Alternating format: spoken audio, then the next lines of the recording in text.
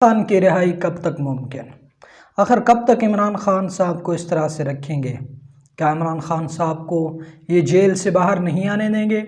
क्या इमरान खान साहब को इस तरह जेल में रखेंगे या फिर इमरान खान साहब को मुल्क बदर करने में कामयाब होंगे, या खान साहब रज़ामंद होंगे, या वो अपनी खुशी से मुल्क से बाहर चले जाएंगे? बहुत सारे सवालात हैं इस हवाले से कि इमरान खान साहब कि कब तक इमरान खान जेल में होंगे। इमरान खान साहब को 9 मई के बाद जिन मुश्किलात का सामना है वो सबके सामने है। खान साहब ने 9 मई के वाक़यात की ढके छुपे अल्फाज में तो मज़म्मत की थी, खुलेआम अल्फाज में मज़म्मत नहीं हुई थी।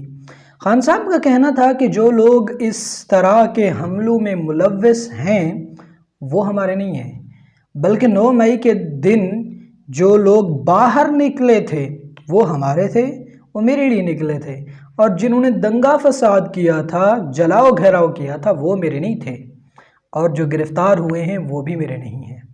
अब खान साहब इंतज़ार में हैं कि कारकुन मुझे छुड़वाएंगे, मुझे आज़ादी दिलवाएंगे, अटक जेल से बाहर निकलेंगे, और कारकुन बाहर बैठे इस इंतज़ार में हैं कि खान साहब बाहर आएंगे और हमें हकीकी आज़ादी दिलवाएंगे।